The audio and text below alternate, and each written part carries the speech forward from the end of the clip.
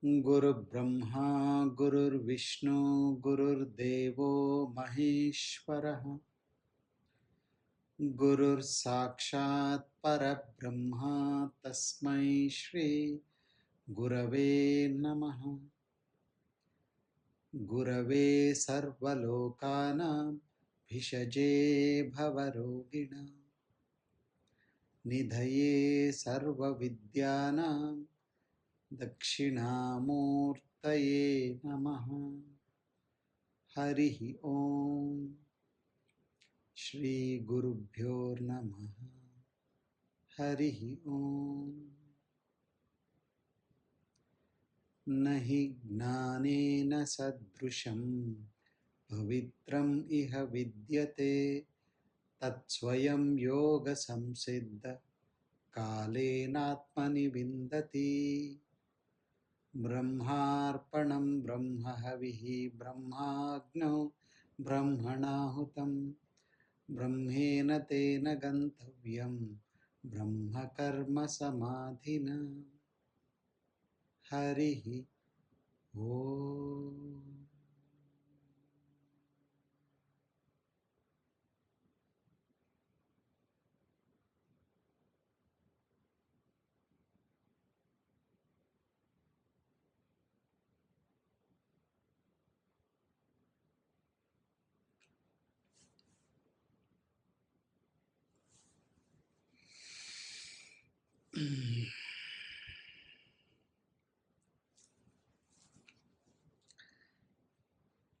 What we are doing today is a little bit unconventional. We're starting with the last chapter of the Bhagavad Gita. Of course, we have been there before, but every time you revisit the scriptures, you can see it from a different angle, from a different point of view. So I think that's why it prompted me to just come back and revisit this chapter, because now we're looking at a slightly different way. Earlier, when we looked at it as a isolated chapter. Now, this is something which is feeding well with chapter 2 and moving ahead, especially if the gap between chapter 2 and chapter 18 is filled with sadhana. If you are somebody who has been meditating regularly, who've been having at least some engagement with knowledge on a regular basis, it's not very difficult to get what Krishna is saying in chapter 2. It is the Upanishadic knowledge of you are that. The spirit which you are is unchanging, unshakable, untainted. We heard this so many times now. But how do I realize this? Or even if I've realized this, how do I embrace this? Sadhana is this bridge to embrace the knowledge and make it into a reality. The transformation happens through knowledge, but what helps you to transform is the sadhana. What does the sadhana do? The sadhana takes away all the little cobwebs in your mind. All the impressions are minimized. The conditionings are weakened. It will help you realize that, yes, though I am so strongly bound or connected to so many things around me, I am also dispassionate. Every night when I go to sleep, I leave all these things and then drift into my own self. So there is a possibility for me, and I know that this is possible. This awareness is good enough that recognizing that dispassion is in my nature. Otherwise, without any effort, how would I go to sleep every day? I would not have been able to do that. What I need to do is build upon this natural ability to a bigger extent. So it is not a nature forced break. I can myself enter into that space. And that is where meditation becomes so very important. And it is exactly what you do in meditation as well. You slowly let go of your grip on the external. And you see, the stronger our dharana, the more real it appears, isn't it? We meditate and we said, all your flesh has dissolved, your bones have disappeared. You did feel that no, I didn't have my body, it's all gone, isn't it? So that's the strength of the dharana in you. So when you recognize that power of dispassion is within me, and without that dispassion, it's impossible for me to become free. And that is the highest attainment. Of the four Purusharthas, moksha is called as the Parama Purushartha, the highest attainment. And it is impossible without renunciation, without dispassion. And without dispassion, you cannot be a sannyasi. That's why this whole chapter is called Moksha Sannyasa Yoga. You first become a sannyasi and then moksha is at your doorstep. And becoming sannyasi, you have to move through the sadhana, move through the knowledge, inquire, have clarity in your vision. The question sometimes which comes in people who probably have not meditated or not meditated that regularly or deeply enough is that, well, if I am that which is untainted, untouched, untainted, then what is all this happening around me? Why do I feel sad when I see this? Why do I feel happy with this? Why do I get sick? Why do I have to go through these ups and downs in life? Or if I go, why do I feel it? I should not be feeling them if I am not that. So how do you answer this question? So for this, the scriptures give a bit more explanation. They say there are three levels of existence for you as an individual. The wakeful state, the dream state, and not the deep sleep state, the meditative state, the turiya state. What you are in the wakeful state is called as the vyavaharika jiva, the transactional entity, the transactional existence. Now this transactional existence, whatever is in that level of existence will impact you. Like if you put your hand in water which is cold, you will feel the coldness because water is also in the same level of existence. You are also in the same level of existence. If you think this is my husband, this is my wife, this is my possession, it will appear real because they are all in the same level of existence. And what is that level? It's called the wakeful state. What is awake here?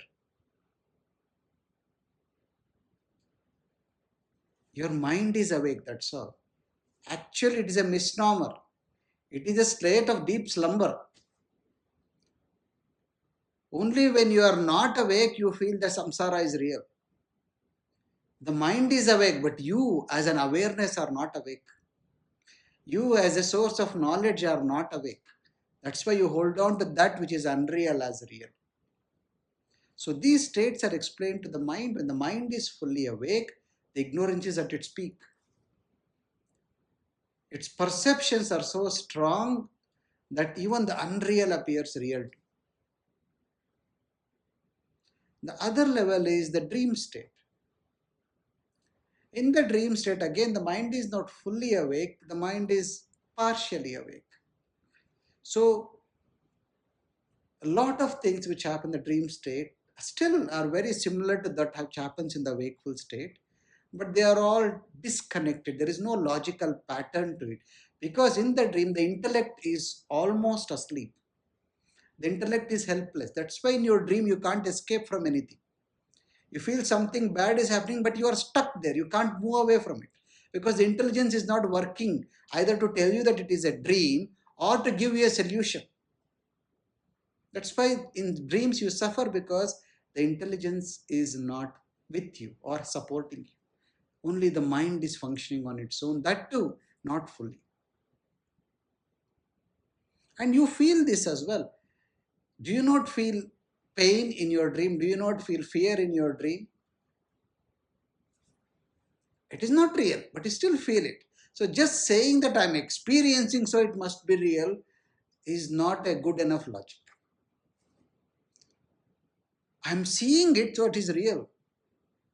I'm experiencing this is real. So that is not a good enough explanation because the same thing can happen to you in your dream. But the moment you wake up, you are ready to dismiss that. Oh, that was a dream, that was not real. However discomfort or however unpleasant your dream was, you wake up and then say, what a relief, it was a dream.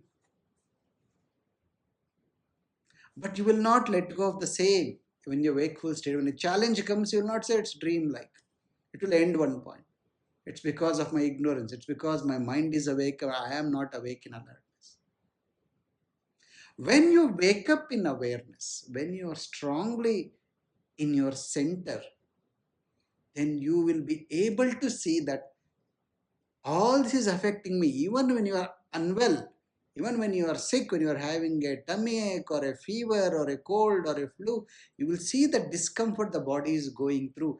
But somewhere you are also able to keep a distance from that happening. And that is dispassion. Ability to keep a distance from the what is happening in your dream existence and the wakeful existence. And the moment you establish yourself in awareness, you see a different dimension of you opens up. That presence in you starts becoming very alive. When the mind is fully active, there is very little aliveness in you. You are more mechanical. You are more reactive in life. There is no reflection in what you are doing. You are just going through. The strongest impulse is pushing you and you are moving through that impulsive nature of life. That impulse will generate a particular guna and that guna will take you in that direction. The moment in that when you are being pushed around, you become aware, I am being pushed by the tendencies. Something in you separates that which is being pushed and that which is witnessing that which is being pushed. And that is the growth of the witness consciousness. And that is what you are. And this can be practiced. This is sadhana. The real sadhana is what? Coming back to this present moment again and again. That is another way of saying living in awareness.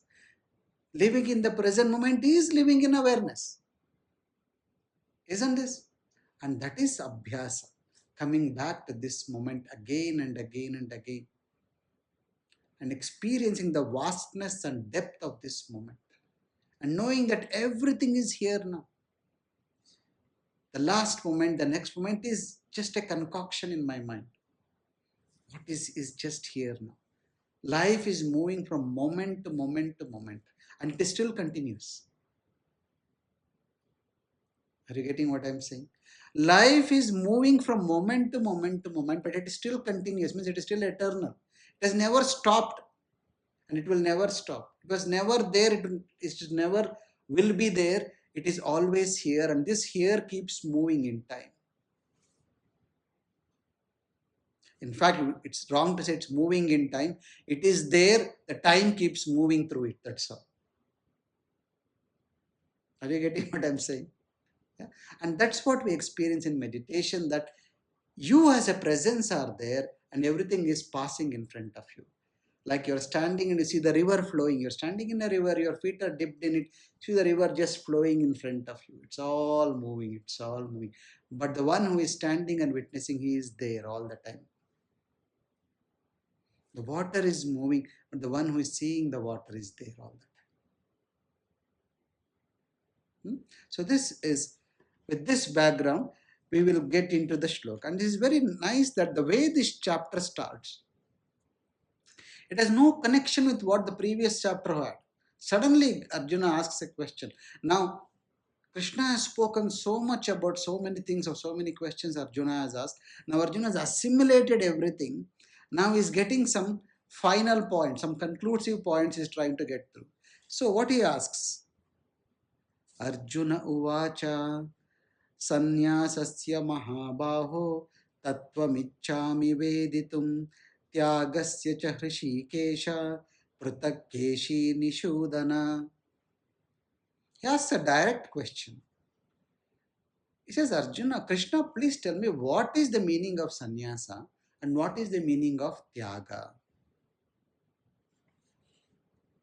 Shri Bhagavan uvacha Kamyanam karmanam nyasam sanyasam kavayo viduhu sarva karma phalatyagam prahustyagam vichakshanaha. Krishna says, what I have heard is, so he's quoting what somebody else has said. He said, what I've heard before in the scriptures from the great rishis and munis is this: Kamyanam karmanam nyasam sanyasam. There are four types of actions which have been described: Nitya karma, Naimitya karma, Kamya karma, and Nishiddha karma. Nitya and Naimitya karmas are those prescribed by the scriptures for the day to day activity and growth and purification of your existence, having a meaningful living, what you need to do. That is called Nitya karma. There is a shloka where Krishna says, I will read, it's very beautiful shloka. Nahi kaschit kshadamapi jantu tishtati akarmakrit karyate hi avashah karma sarva prakriti janaihi gunai. Even for a second, a being cannot stay, an embodied being cannot stay without action. However, note that none of these actions are under his control. They are all under the control of the gunas, and however the gunas are pushing and pulling him, he is moving in that direction. Karyatehi avashah karma. He is engaging in all activities without any control. He is not in control at all. So, when things are not under control, what you could do is you can just put some awareness on what you are doing and say, can I entertain this thought? Can I not? Can I act upon this thought? Should I not? This is the choice you have. And depending on that, these four types of actions have been devised. Nitya karma is what you do day in, day out. You keep yourself clean, you have a bath every day. You cook food, eat nice and fresh food. You are attentive towards your environment. You are caring towards people around you. You are living a life of integrity. Simple things, simple basic rules of life you are following that make life meaningful and productive and also righteous. Then there is something called Naimitya karma. Naimitya karma is something which a sannyasi should do every day, but a samsari is allowed to do it once in a while. Say, for example, you take a break for 3 days and do a silence program. Or you do something else. You engage yourself in a big project and work towards something else. Something which you are unable to do in a day-to-day activity because of your other limitations, other responsibilities, but you are able to take responsibility for them, and once in a, say, for example, you say a week we will do, let's study knowledge, a week of Gita Yajna, something like that. So you give some time on a regular basis to uplift, to upgrade yourself a little bit for. Version 2 becomes version 2.01. So just upgrading slowly, once in a while. Upgrades don't come every day, they come once in 3 months, 4 months, 5 months. So you upgrade yourself little bit. You keep your base the same and just add one small thing or take away one defective thing away. Just make sure this process is smooth flowing. Then comes Kamya karma. Kamya karma are those actions which are directed mainly towards fulfilling your desires. Oh, I want to eat that ice cream. I haven't been to the restaurant for 2 weeks now. I want to watch that movie. I want that jewelry. I want to buy this dress. These are all Kamya karmas. The desire comes in you and it makes you restless to attend to it. Even though you know that the joy which comes out of it does not long very long, but if you don't do it, it just makes you a little bit agitated. These are Kamya karmas. And then there's a Nishiddha karma. The Nishiddha karmas are something which don't even give you temporary joy. They are just what you call like the itch. You can't escape from it, and by itching only by itching you get relief out of it. But even that relief is painful. That is Nishiddha karma.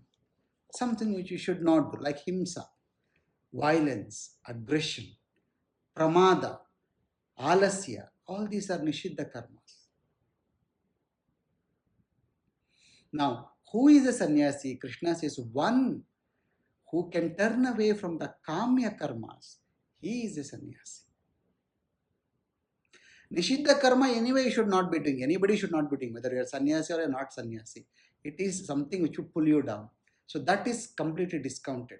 Among the nitya, naimitya, and kamis, one who is able to drop these actions which are only towards fulfilling your desires, he is a sannyasi. Sarva karma phala tyagam prahu tyagam vichakshana. And who is a tyagi? What's the definition of a tyagi?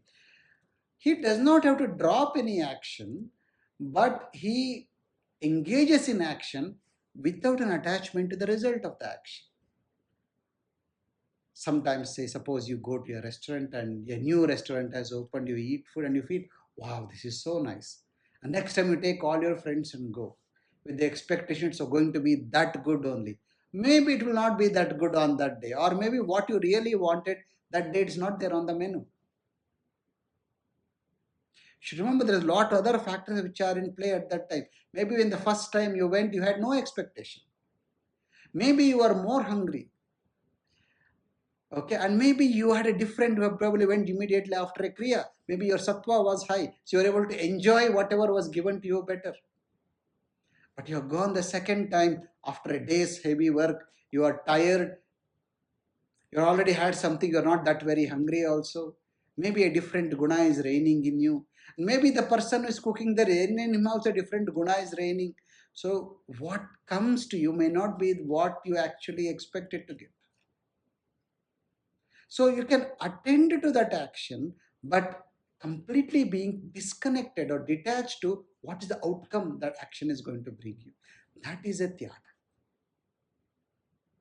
This is a lot more easier than being a sannyasi. Here you are allowed to go to the restaurant, you are allowed to go and sit and order and eat. But then they say, what you get, you accept in that moment and come out without judging too much, without over analyzing that. A sannyasi is one who says, there is no point in going there. I go there, maybe get a few minutes of joy. Why all the effort to do that? I can do anyway, something else. I can spend that time in doing something else more productive. That is sannyas. Tyaga is I will attend, but I will stay disconnect or detached to the fruit of action. I will look after my family, will do what I want to do, but how they are going to receive me is not my business. I will leave it to them. This is Tyaga. So Arjuna, Krishna makes this distinction very clearly. This is what in the scriptures it's been mentioned. Tyajyam doshavadityeke karma prahurmanishinaha yajna dana tapah karma na tyajyam iti chapare. So continuing, he says, every action has a consequence. And that consequence you cannot escape when you engage in the action as a doer. So there are some who says all action should be dropped. Because actions, consequences, and reactions, then you get stuck in the karmic cycle. There is no freedom. So if you want to be free, drop actions. That is what some people say. However, some others say actions such as yajna, dana, and tapa should never be discounted. The nitya and the naimitya karma should not be let go of. Nischayam shunu me tatra tyage bharata sattama tyago hi purusha vyagra trivida samprakirtitaha. And after telling what has been written before, he says, now listen Arjuna, I am going to tell you what I think, what my opinion in this regard is. There are three types of tyaga, Arjuna. I am going to explain them to you. Yajna dana tapah karma natyajyam karyamev tat yajno danam tapaschaiva pavanani manishinam. In my opinion, Yagna, dana, and tapa should not be discarded. They should be attended to. Why? Yagna, dana, and tapa pavanani manishinam. They purify the faculties. So, what is yajna? What is dana? What is tapa? An action where the result is important is karma. An action where the focus is more on the action than on the result is yajna. So, an action where you have dropped the me and mine and then you are looking in terms of we and us, an action where which is conducted keeping the samashti in consideration, that is yajna. Now, you read the Bhagavad Gita, you feel good, you find some new things, and then you say, no, it would be nice that let others also listen to this. Maybe it will make some change for that becomes a yajna. Coming together and meditating, coming together and doing your kriya, coming together in satsang, these are all yajnas. Where you are not just thinking about me and mine, you are thinking something beautiful. Let us all enjoy it. Let us all be part of it. That is yajna. Dana is just an attitude of generosity. Usually in the world, you hold on to the worldly things to yourself because you are afraid that if you share, it may become less. But the spiritual wealth is such that the more you share, the bigger it becomes. The material wealth reduces by sharing, the spiritual wealth enhances by sharing. So, one who is clear in what true wealth is, he becomes generous. That is dana. And then tapa. Tapa is endurance. Knowing that as an embodied being, I have to move through these certain obligations of karma. I will fall sick sometimes. I will be abused by people at some times. I will be taken advantage of. Some people will be harsh to me sometimes. Not everybody will give me a rose. Some people will give me thorns as well. That's okay. I will walk through that. That is tapas. And what do these three things do? Pavanani manishina. They purify. What should you be purified? By the impressions, by the karmic tendencies when they come out. The most difficult thing for individuals is to accept when unpleasantness is happening. You always resist. By resisting, you don't allow yourself to be purified. You put the gold in the fire, it allows it to be burned so the impurities dissolve and move away, and the pure gold shines through. Allowing the challenges of life you to beat you up. And only when you get beaten up, you actually turn towards spirituality. Most people's vision come towards the spirit only when the unpleasantness is too intense in the world. When the world is too pleasant, why do you need God? Why do you need a guru? Why do you need spirituality? Everything is going fine, so what? Do you see this? So 2 weeks ago, I went to Kedarnath, Badrinath and Kedarnath. And when I went there, the weather was not the greatest. Weather changed the moment we were about to turn back in. And there are so many people in their 70s, in their late 70s or late 60s there. That is not the age when you should be doing those yatras. They are difficult. They challenge you. You should be doing them when you are 50 or even less than that. That is the age when you should sit in a resort and put your feet up and enjoy 3 days by the beach. And when you have got what people are doing are just the opposite. When you are young, fit, you are sitting in resort holidays. When you can't walk, when you can't move, you are going to places where you can die in a minute. Do you see this? All things gone upside down. So that is tapa. So putting your body through something which you know you can come through. So you should never come out of yagna, dana and tapa. They will make you strong and they will purify you so that you are ready to acknowledge and receive the knowledge. एतान्यपि तु कर्माणि सङ्गं त्यक्त्वा फलानि च कर्तव्यानीति मे पार्थ निश्चितं मतमुत्तमम्. Even when you engage in this yajna, dana and tapa, how should you engage? Sangam tyaktva phalani cha. Staying free from the desire for a fruit from that action. Also, I'm doing yajna. I'm sharing this knowledge with everybody. I should get more punya. Not with that attitude. I'm doing so much seva. I should get a seat in heaven. None of that business. I am doing how? Kartavyan iti me partha. This is my privilege. This is my duty. Even when you say duty, it becomes different, it becomes an obligation. This is, I'm doing it because I can't but do it. I can't help sharing this. Kartavyamiti. I'm doing it because I can do it. I'm doing it because I've got this privilege of doing this. Not because I'm going to get some punya, not because I'm going to get some recognition. All this will anyway come to you. There is no doubt about it. Recognition, pleasantries, punya will anyway come to you. Every seva will bring you merit. There is no doubt about it. But not doing it because you want that. That will dilute the quality of your action. एतान्यपि तु कर्माणि संगम त्यक्त्वा फलानि च कर्तव्यानीति मे पार्थ निश्चितं मतमुत्तमम्.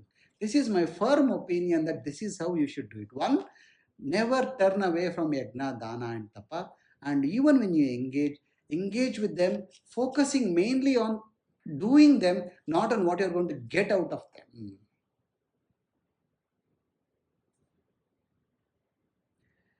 नियतस्य तु सन्न्यासः कर्मणो नोपपद्यते मोहात् तस्य परित्यागः तामसः परिकीर्तितः. Niyatasya to sannyasa. Niyatasya means that which has been prescribed by the scriptures, that which has been told to you by the guru that you should do. These are called niyata, nitya naimitya karmas. You should never let go of the niyata karma. One who lets go of it because of mohat. Mohat parityagaha tat tamasaha parikirtitaha. This is called a tamasic tyaga. What is it? Not understanding what is important, just letting go of something that is important. I will not let go of my tea 3 times a day, but today I can let go of my kriya. That is tamasic. Why? Because of moha. Moha is delusion. You have not understood what is important at all in life. So you say, what is important we can let go today. What is not important I should do. I can't let go of it. This is tamasa tyaga. दुःखमित्येव यत्कर्म कायक्लेशभयात् त्यजेत् सकृत्वा राजसं त्यागं नैव त्यागफलं लभेत्. What is a rajasic tyaga? Not doing something because, oh, it is boring. Oh, it requires effort. I won't go to the gym. I don't want to go to work. I don't want to do yoga. You know what? It's too much of an effort for me. I just want to sleep. Dukkam ityeva yat karma. Oh, it's unpleasant. It is uncomfortable for me. So I don't want to do it.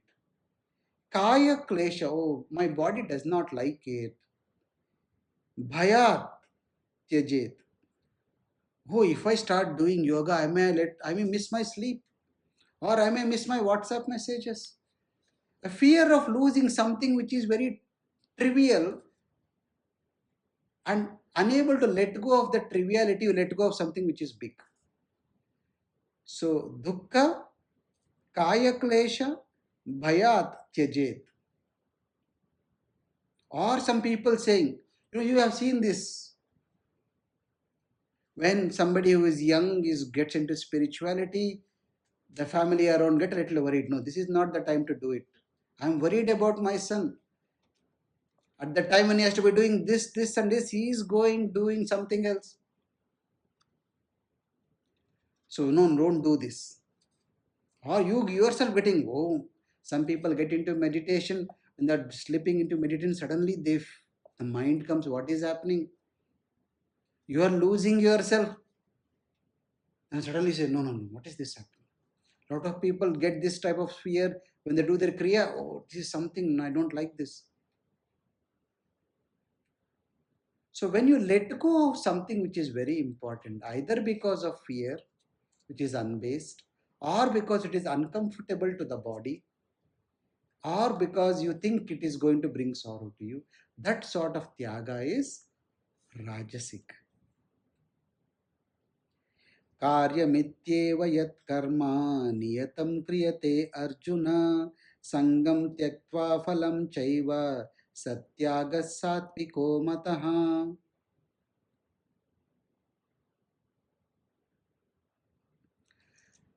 कार्यमित्येव, this is something I need to do. That's it. I don't worry whether it is comfortable or uncomfortable, whether I'm feeling good or not good, whether I feel good or not good. After that, also is secondary for me. You come to a silence program and sit. Sometimes the meditation does not happen at all. You are sitting half an hour, 20 minutes, 30 minutes. You're getting itching there, pain here, pain there, headache, all sorts of nonsense thoughts coming. And then you say, you know what, I'm sitting here. I'm going to sit here for 3 days. It doesn't matter how I feel. Karyamityeva. I have made a commitment to sit through these 3 days. I'm going to sit. What comes out of it is secondary. I have a faith that something really transformation is going to happen. But in the interim, whatever is I am experiencing, let it be. So what? I will take it as a tapas and sit through it. Yat karma niyatam. That action which has been prescribed by the scriptures and the Guru, I will take it as my responsibility, as my commitment to this, and then do it. Sangam tyaktva phalam chaiva. Dropping attachment to the result of the action, dropping desire of wanting to get something out of it as well. That sort of a tyaga is sattvika. That is a sattvic tyaga. See here, the angle which Krishna is taking is we are heavily influenced by the gunas. It is difficult to escape from the gunas while having this body and mind. What is the best you can do? The best you could do is engage in activities in such a way that the tamas and rajas is minimized and it allows the sattva to flourish. And when the sattva dominates, then you see these things happen. When the tamas dominates, you let go of the wrong things. When the rajas dominates, you let go of the right things for the wrong reasons. And when the sattva dominates, you don't let go of the right things. You let go of the wrong things and you engage in a right way with the right things. And sadhana is this process of enhancing your sattva. If your energy is not high, you get molded by your surroundings. That's the heavy influence of all the social media. If you are not centered, if you're not energy, you can easily be swayed through them. You see how people, they try, open some reels and they can't close it at all. It goes on 5 minutes, 10 minutes, 1 hour, they're still going on.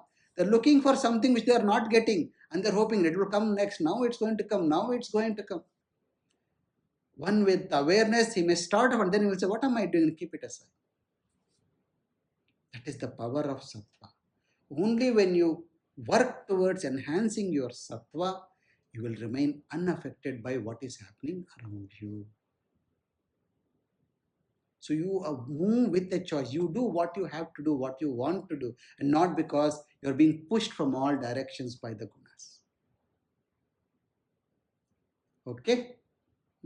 That much enough for today.